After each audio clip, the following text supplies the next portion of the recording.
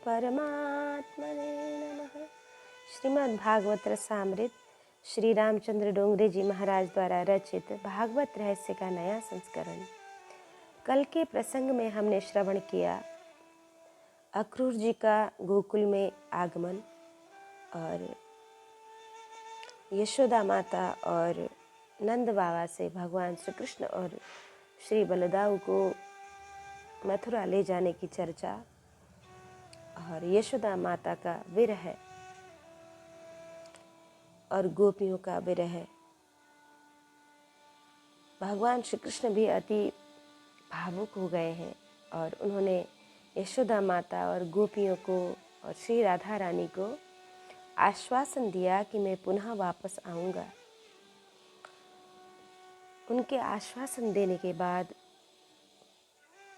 भगवान श्री कृष्ण ने कहा कि आप लोग अगर इस तरह से दुखी होंगे और आंसू गिराएंगे तो मैं वहाँ जाकर कोई कार्य नहीं कर पाऊँगा, इसलिए मैं आपके साथ ही रहूँगा। आप बिल्कुल निश्चिंत रहें, मैं वापस अवश्य आऊँगा। आज हम श्रवण करेंगे भाग 70, बाबा मेरी गायों को संभालना। नंद बाबा ने देखा कि कल कन्हैया रथ पर बैठा था और आज हाथी पर बैठा है। ऐसा मालूम होता है कि अब वह राजा बनेगा। नंद बाबा में वात्सल्य भाव भरा है। वे सोचते हैं कन्हैया सारे गांव में हाथी फिरा रहा है, इसे किसी की नज़र लग जाएगी। सबकी नज़र पवित्र नहीं होती। इन यादवों में प्रेम तो है किंतु विवेक कम है। बड़े बड़े पहलवानों से कुश्ती करने के बाद लाला को भूख लगी होगी, इसे कोई खाने के लिए नहीं बुलाता। नंद बाबा मक्खन मिश्री और मिठाई लेकर यमुना जी के तट पर आए। जब जुलूस घाट पर पहुंचा तो उन्होंने कहा कि बेटा अब तू यहाँ उतर जा, सारे गांव में जुलूस फिराने की क्या आवश्यकता है। यह सुनकर श्री कृष्ण हाथी से उतर पड़े और कहा कि बाबा यही जुलूस समाप्त को कहते हैं। श्री कृष्ण और बलराम ने नंद बाबा को वंदन किया। नंद यशोदा की वात्सल्य भावना का ध्यान रखते हुए श्री कृष्ण ने कहा, बाबा मेरी माता ने ऐसा आशीर्वाद दिया है कि तेरी जीत हो, इसलिए मैं कंस को मार सका। यह सुनकर बाबा ने कहा कि यह सब तो ठीक है, तूने इतने बलवान पहलवान से कुश्ती की, कुछ चोट तो नहीं लगी है। श्री कृष्ण ने कहा कि बाबा मुझे जरा भी चोट नहीं लगी। जिस समय मैं अखाड़े में उतरा उस समय मुझे विशाल हनुमान जी दिखाई दिए। बाबा ने कहा कि मैंने उनकी मनौती मांगी थी। श्री कृष्ण ने कहा, बाबा आपने बहुत अच्छा किया, श्री हनुमान जी ने मुझे शक्ति दी। कंस को मारने के बाद श्री कृष्ण ने जिस घाट पर विश्राम किया उसे विश्राम घाट कहते हैं। नंद बाबा ने लाला से कहा कि इस समय वसुदेव देवकी बहुत दुखी हैं, तुम उनके पास जल्दी जाओ और उन्हें जल्दी कारागृह से छुड़ाओ। बाबा की बात सुनकर श्री कृष्ण और बलराम दौड़ते दौड़ते वहां पहुंचे हैं। कारागृह में वसुदेव और देवकी बैठे हैं। अत्यंत दुख होने पर भी यह समझते हैं कि भगवान की हम पर बड़ी कृपा है। पति पत्नी कारागृह में हाय हाय नहीं करते, बल्कि मन शांत रखते हुए के रहते हैं। उनका शरीर दुबला है, सादा वस्त्र पहने हुए हैं। श्री कृष्ण के दर्शन हेतु उनके प्राण तरस रहे हैं। श्री कृष्ण जन्मभूमि का उद्धार करने के बाद अपने जननी जनक का बंधन करने के लिए दौड़ते दौड़ते उनके पास आए हैं। वहां पहुंचकर श्री कृष्ण बलराम ने उनके चरणों की वंदना की है। माता पिता के हाथ में बड़ी बड़ी बेड़ियां देखकर उनकी आंखों में आंसू आ गए। उन्होंने विचार किया कि इन्होंने कितना दुख सहन किया। उन्होंने बेड़ियां तोड़ने के लिए कारागर को बुलवाया, किंतु उसे आने में देर हुई। इससे वे क्षुभित हो उठे और अपने दांतों से बेड़ियां काट दी। उन्होंने माता पिता को कारागृह से मुक्त किया। वसुदेव देव की श्री कृष्ण भगवान को और बलराम को गोद में लेकर पुलकित हो उठे। कन्हैया 11 वर्ष के बाद उनके पास आया था। दोनों की बोलने की बहुत इच्छा होती है, किंतु मुंह से एक भी शब्द नहीं निकलता। प्रेम की बात जीभ से व्यक्त नहीं की जा सकती। उसे आँख ही कह सकती है। देवकी माता मौन भाव से बाल कृष्णलाल को प्रेम से देखती हैं। उसे आँख ही कह सकी हैं। देवकी माता मौन भाव से बाल कृष्णलाल को प्रेम करती हैं और उन्हें प्रेम से निहारती हैं। वे सब कुछ बोल नहीं पाती। उस समय श्री कृष्ण बोलना आरंभ करते हैं। सर्वार्थ संभवो देहो जनितः पोषितो यतः न तयोर्याति निर्वेशम पित्रोर्मर्त्यः शतायुषः। यह शरीर धर्म, अर्थ, काम, मोक्ष और इन चारों पुरुषार्थों को सिद्ध कर सकता है, किंतु जो माता पिता यह शरीर देते हैं उनके ऋण से मुक्त नहीं हो सकता। माता पिता प्रत्यक्ष परमात्मा है, उनके उपकार कभी मत भूलना। श्री कृष्ण ने देवकी माता से कहा कि आज तक मेरे लिए आप लोगों ने बहुत कष्ट सहे हैं। मैंने आपकी कोई सेवा नहीं की है, अब मैं आपकी सेवा करूंगा। इस प्रकार उन्होंने उनको आश्वासन दिया। सबकी बड़ी इच्छा थी कि कंस वध के बाद मथुरा की राजगद्दी पर श्री कृष्ण विराजमान हो और उनका राज्याभिषेक किया जाए, किंतु प्रभु ने इसे अस्वीकार कर दिया और कहा कि मैंने राजगद्दी लेने के लिए कंस को नहीं मारा है, मुझे राजा नहीं बनना है। कंस के पिता उग्रसेन अभी जीवित हैं, उनको राजगद्दी दो। प्रभु ने गीता जी में अर्जुन को आज्ञा दी है, माँ कर्म फल हेतुर्भूर माँ ते संगोस्त्व कर्मणि। किसी भी फल की अपेक्षा किए बिना सत्कर्म करो, अर्थात तू निरपेक्ष रहकर सत्कर्म कर। गीता जी में उनका जो उपदेश है वह उनके जीवन में परिपूर्ण दिखाई देता है। सुखदेव जी महाराज वर्णन करते हैं कि श्री कृष्ण को मथुरा का राज्य मिला है, किंतु उन्होंने उसमें से एक पैसा भी नहीं लिया है। यदि कोई तुमको 1-2 हजार देना चाहे तो क्या तुम उसे लेने से इनकार करोगी? इस प्रकार श्री राम और श्री कृष्ण के जीवन में संपूर्ण अनासक्ति दिखाई देती है। कोई फल कभी बाधक नहीं होता, उसकी आसक्ति बाधक होती है। रामचंद्र को लंका का राज्य मिला था, लंका में बहुत संपत्ति थी, किंतु वे वहाँ से एक पैसा भी अयोध्या नहीं ले गए। लंका में जो भी कुछ था उसे वहीं छोड़ दिया, उसे विभीषण को दे दिया। श्री कृष्ण को मथुरा का राज्य मिला, किंतु प्रभु ने कंस के पिता उग्रसेन को राजगद्दी पर बैठाकर उनका अभिषेक किया। राजा उग्रसेन ने कहा, मैं तो केवल नाम का राजा हूँ, यह सब श्री कृष्ण का है। यादवगण श्री कृष्ण और बलराम को राजमहल में ले गए।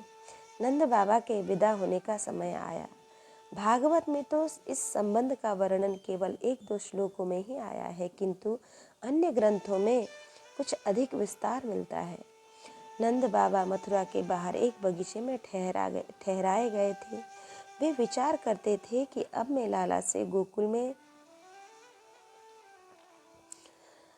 लाला को गोकुल ले चलूँगा। मैं उसको मथुरा में तो ले आया, किंतु यहाँ उसे बड़ा कष्ट हुआ।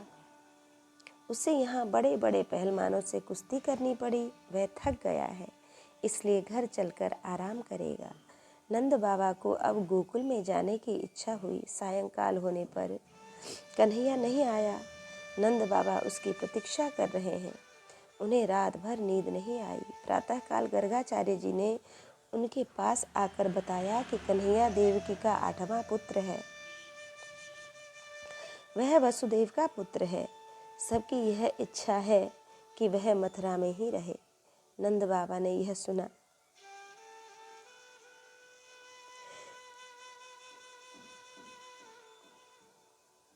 कि कन्हैया उनका पुत्र नहीं है, वह वसुदेव जी का पुत्र है। यह सुनकर वे व्याकुल हो गए, मानो उनका सर्वस्व चला गया था।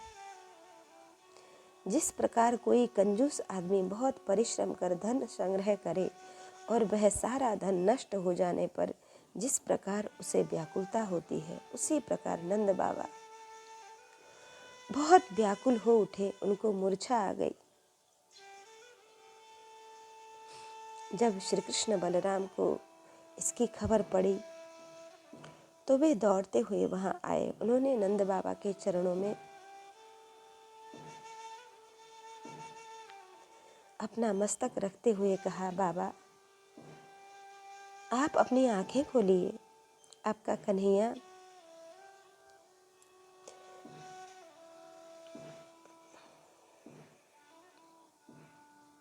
आपके चरणों में वंदन करता है। नंद बाबा ने अपनी आंखें खोली। आंखों से प्रेमाश्रु बह उठे और वे लाला का मस्तक भिगोने लगे।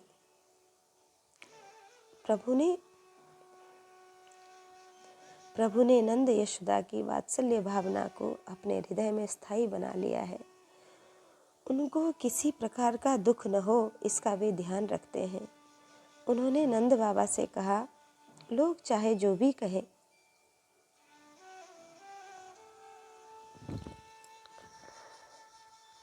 उनकी बात मत सुनना।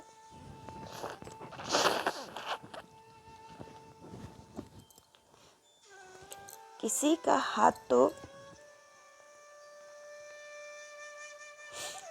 हाथ तो पकड़ा जा सकता है, किंतु जीभ नहीं पकड़ी जा सकती। यह लाला आपका पुत्र है, यशोदा जी मेरी माता है। आपके आशीर्वाद से ही कंस को मार पाया हूँ मैं। कंस को मारने के बाद उनके मित्र राजा मुझे अपना शत्रु मानते हैं। वे मुझसे शत्रुता करते हैं। यदि मैं अभी आपके साथ गोकुल जाऊंगा तो कंस के मित्र मेरे साथ गोकुल जाएंगे और सब लोग परेशान करेंगे।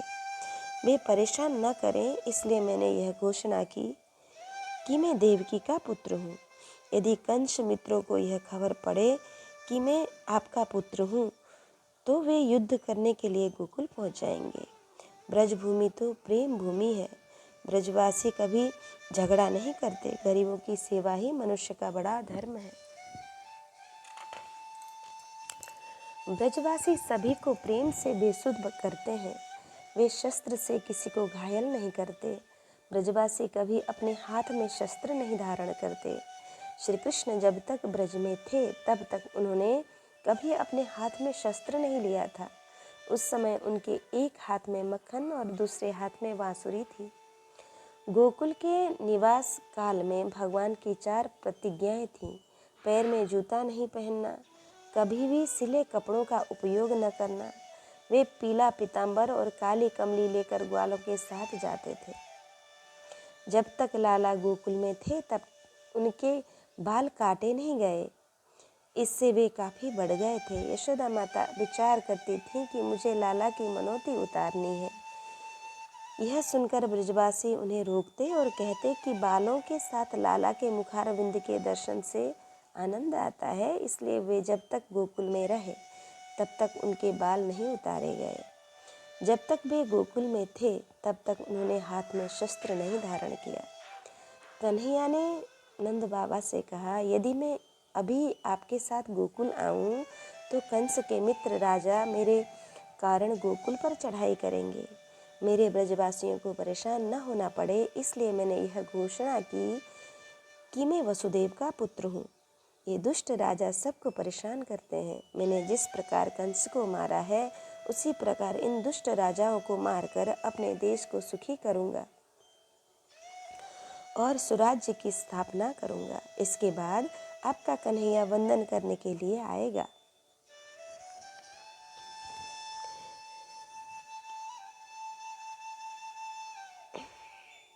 मैं इस समय नहीं आ सकता क्योंकि सारी प्रजा बहुत दुखी है।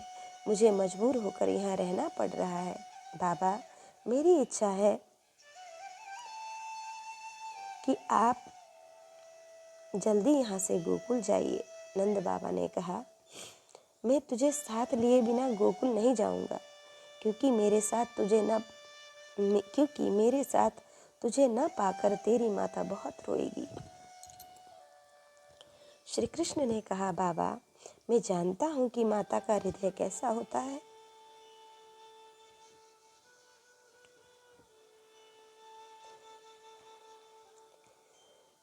मेरी माता के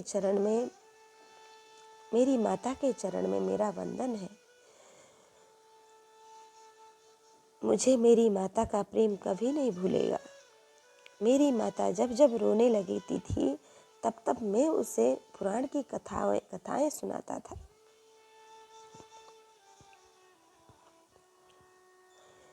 बाबा, मेरी माता को खूब संभालना। इस समय में आपके साथ नहीं चल सकता। नंद बाबा ने कहा, बेटा, तुझे मथुरा में रहने की इच्छा हुई है तो यहाँ रह। मेरे लिए तो तेरी इच्छा ही मेरी इच्छा है, तेरा सुख ही मेरा सुख है। हमने तेरे प्रति जो प्रेम किया है वह केवल सुख भोगने के लिए नहीं किया है। बेटा, मैं अधिक आग्रह नहीं करूँगा। प्रेम में आग्रह तो होता है, किंतु दुराग्रह नहीं होता। ब्रजवासियों का प्रेम शुद्ध है। नंद बाबा ने कहा, बेटा, यदि तुम्हारी इच्छा है तो मथुरा में रहो। हम सब तुम्हें भूलने वाले नहीं हैं। मैं नारायण से प्रार्थना करूँगा कि मेरे लाला को कोई कष्ट न हो। बेटा, तू मेरी चिंता मत कर। जब तुम्हारी इच्छा हो तब गोकुल आना। नंद बाबा श्री कृष्ण को लिए बिना गोकुल जाने की तैयारी करने लगे। श्री कृष्ण ने ग्वाल वालों का सम्मान किया और उनके लिए वस्त्र आभूषण दिए। ग्वाल वालों का प्रेम शुद्ध है। एक ग्वाल बोला, कन्हैया, क्या तू हमको कपड़ा देकर समझाना चाहता है?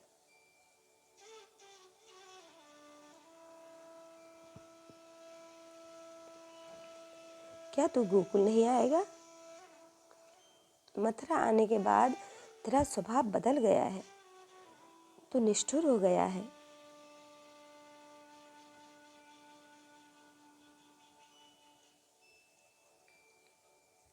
यह सुनकर श्री कृष्ण की नजर झुक गई। उन्होंने कहा कि तेरी बात सच है, अब मुझे निष्ठुर ही होना है।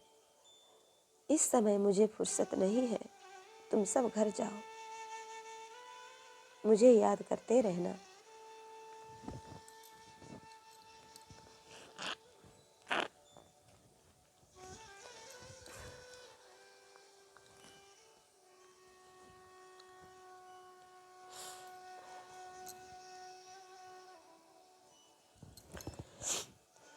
तुम सब घर जाओ, मुझे याद करते रहना। मेरे माता पिता की सेवा करना और उनको धीरज बंधाना। यह सुनकर बालक व्याकुल हो गए।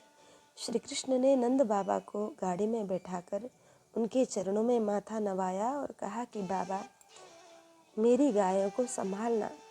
यह सुनकर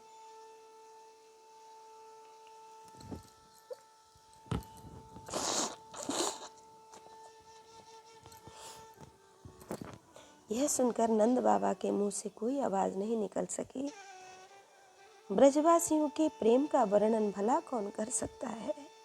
ब्रजवासियों ने जगत को यह आदर्श बताया है कि श्री कृष्ण के वियोग में जीवन कैसा होना चाहिए। ब्रजवासियों ने जगत को यह आदर्श बताया है। ब्रजवासी श्री कृष्ण के वियोग में किस प्रकार व्याकुल हुए। ऐसा दुख जब मनुष्य को होगा तभी वह परमात्मा की भक्ति कर सकता है। जिसका मन श्री कृष्ण वियोग में संसार में भटकता है अथवा जिसे संसार सुखदायी लगता है, वह भगवान की भक्ति किस प्रकार करता होगा। जिसे संसार नीरस लगता है, जिसे कृष्ण वियोग का दुख है, वह भगवान की भक्ति अच्छी तरह कर सकता है। ब्रजवासियों का प्रेम आदर्श प्रेम है। इसके बाद वसुदेव जी ने श्री कृष्ण का यज्ञोपवीत संस्कार किया। ततश्च लब्ध संस्कारो द्विजत्वं प्राप्य सुब्रतः गर्गाद यदुकुलाचार्याद गायत्रम व्रतमास्थितौ। गर्गाचार्य जी ने गायत्री की दीक्षा दी। श्री कृष्ण बलराम ब्रह्मचारी बन गए। परमात्मा यह आदर्श उपस्थित करते हैं कि मैं परमात्मा हूँ, किंतु संसार में आने पर मुझे भी सद्गुरुदेव की आवश्यकता होती है। यह संसार मायामय है। संसार में जो जन्म लेता है उसे माया का शिकार होना ही पड़ता है। माया में बड़ी शक्ति होती है।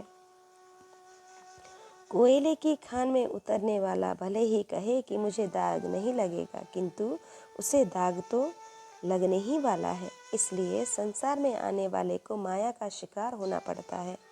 ऐसा कौन है जिसे कामदेव ने एक बार भी पागल न किया हो? किसका मन हितेषणा, वित्तेषणा और भावेषणा से दूषित न हुआ हो? संसार में जो आता है उसे माया में रहना ही पड़ता है। काम, क्रोध, लोभ, मोह ये सब माया की सेना है। ये सभी को मारते हैं।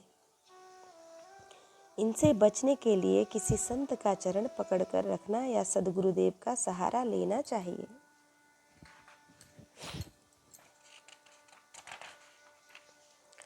आजकल तो अनेक लोग आराम कुर्सी पर लेटे लेटे वेदांत की पुस्तकें पढ़ते हैं, ब्रह्म ज्ञान की बातें भी करते हैं। उनको संयम की आवश्यकता नहीं पड़ती, वे पढ़कर ज्ञानी बन जाते हैं। वह ज्ञान कदाचित उनको पैसा दे सकता है, किंतु शांति नहीं दे सकता। संसार में आने वाले प्राणी को सद्गुरु की अति आवश्यकता होती है। उज्जैनी क्षेत्र में क्षिप्रा नदी के तट पर सांदीपनि मुनि का एक आश्रम था। वहाँ श्री कृष्ण बलराम पहुँचे। वे गुरुदेव की सेवा करने लगे। सद्गुरुदेव की सेवा से जो ज्ञान मिलता है वह विनय और विवेक सिखाता है। पुस्तक पढ़ने से जो ज्ञान मिलता है वह प्रायः अभिमान के साथ आता है। पुस्तक पठन से प्राप्त ज्ञान ऐसी प्रतीति लेकर आता है कि मैं होशियार हूँ और दूसरे सब मूर्ख हैं। ज्ञान बढ़ने पर उस व्यक्ति को सबकी भूल ही दिखाई देती है। क्या ज्ञान किसी को मूर्ख समझने के लिए है? वास्तव में ज्ञान किसी का दोष देखने के लिए नहीं है। ज्ञान तो जीव मात्र में परमात्मा का अनुभव करने के लिए और सबको ब्रह्म स्वरूप समझने के लिए है। श्री कृष्ण बलराम गुरुदेव की सेवा करते, पानी भरते और गौ चराते। विद्या, विनय और विवेक से सफलता होती है।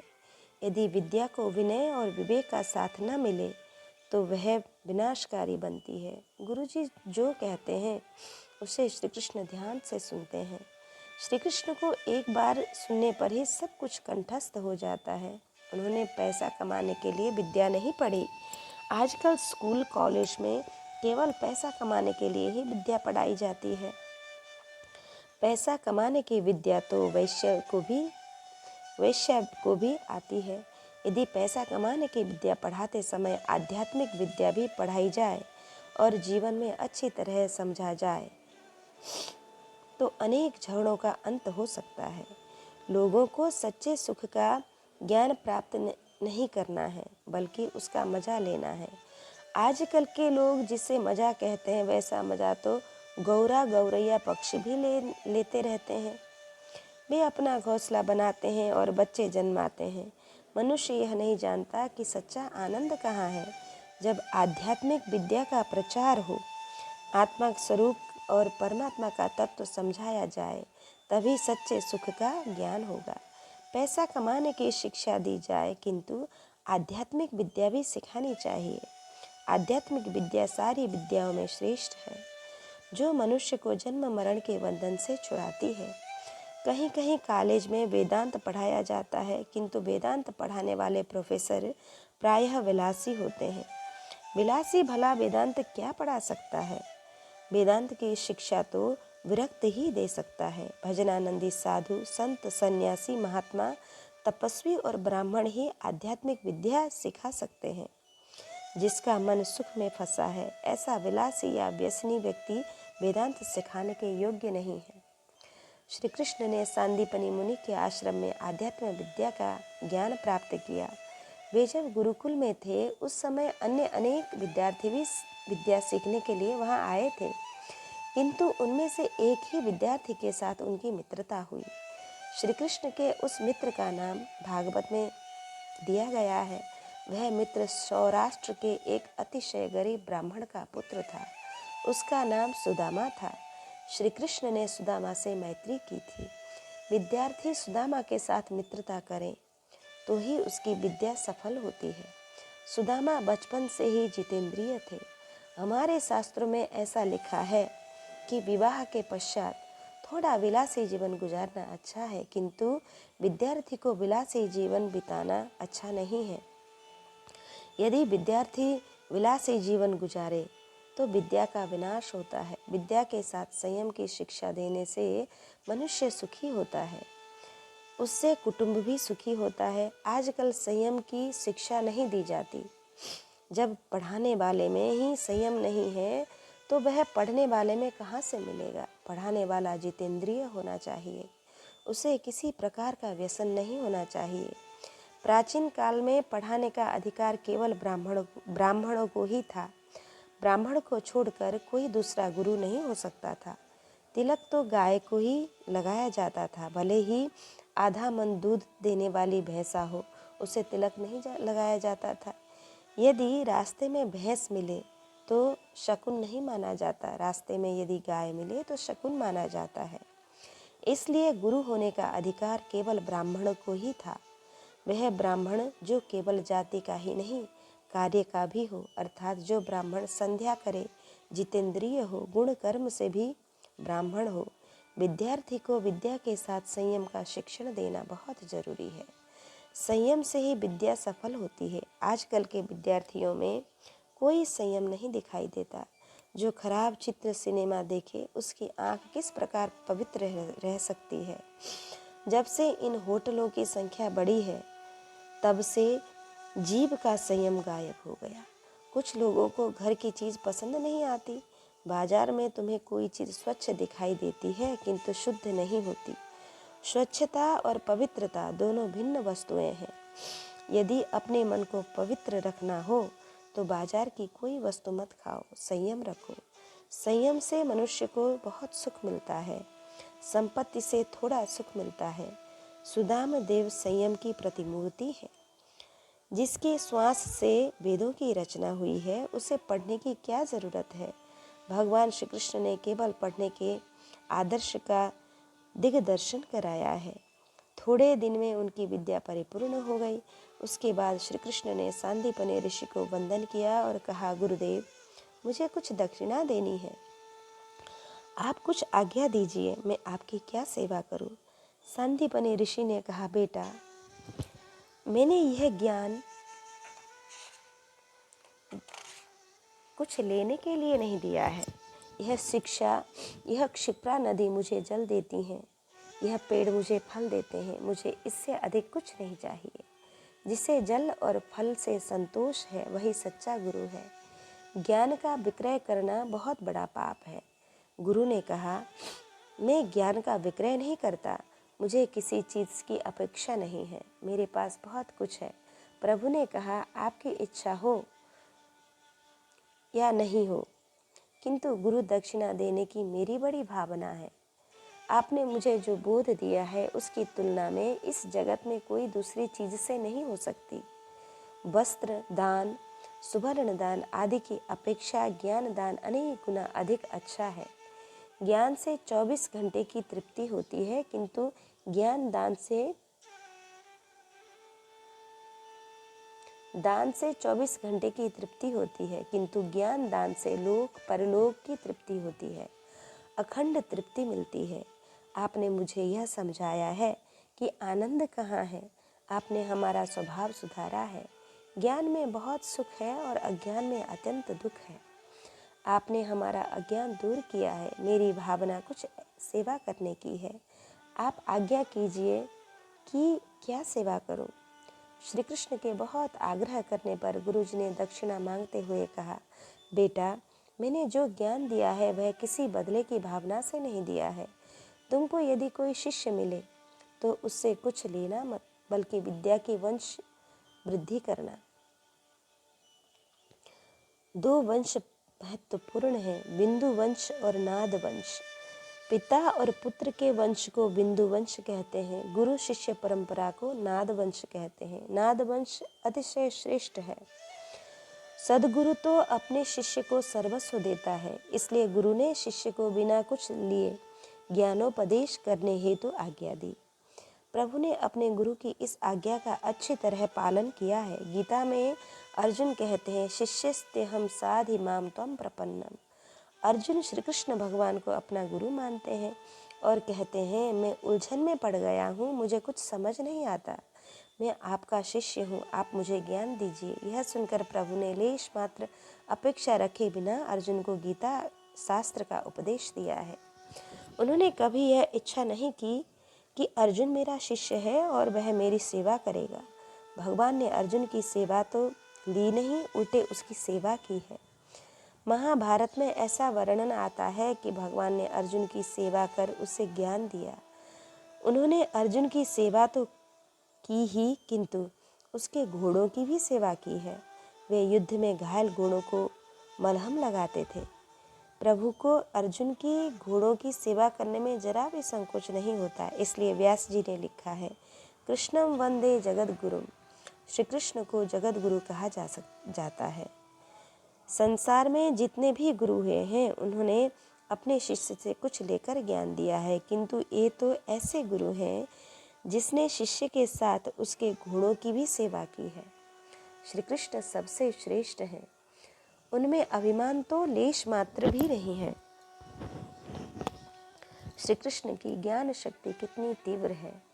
क्या उन्होंने गीता जी का उपदेश 2-4 दिन तक कथा सुनाकर किया होगा? बेचारा अर्जुन युद्ध भूमि में घबरा उठा था। उस समय भगवान ने घंटे 2 घंटे में ही गीता का उपदेश किया है, जिसका अर्जुन के मन पर खूब प्रभाव पड़ा है। उसने कहा है, करिष्ये वचनम तवः। ज्ञानी पुरुष समस्त जीवन गीता शास्त्र का वर्णन करते हैं, तब भी तत्व ज्ञान का अंत नहीं आता। उस गीता जी का उपदेश प्रभु ने अर्जुन को बहुत थोड़े समय में दिया। प्रभु ने उद्धव जी को भी उपदेश दिया, किंतु उनसे दक्षिणा नहीं ली। जिस गुरु को शिष्य से कुछ लेने की इच्छा होती है, वह उसका कल्याण नहीं कर सकता। गुरु निरपेक्ष होना चाहिए। निरपेक्षता उसमें आती है जिससे परमात्मा मिलता है। लक्ष्मी हाथ में आने पर जीव निरपेक्ष नहीं हो सकता। श्री कृष्ण निरपेक्ष हैं। गुरु की आज्ञा हुई है कि विद्या का वंश बढ़ाओ। गुरुजी ने दक्षिणा में श्री कृष्ण से इतना ही मांगा। भगवान को तो गुरुजी की बहुत सेवा करने की इच्छा थी। श्री कृष्ण अंदर गुरु पत्नी के पास गए। उन्होंने माताजी को वंदन कर कहा, माताजी मुझे कुछ आज्ञा दीजिए, मुझे आपकी सेवा करनी है। माताजी जानती थीं कि यह विद्यार्थी साधारण नहीं है। गुरु पत्नी ने कहा, हम लोग जिस समय प्रभास की यात्रा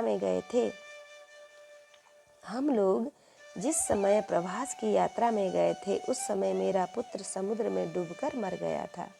यदि संभव हो तो उस बालक को तुम ले आओ।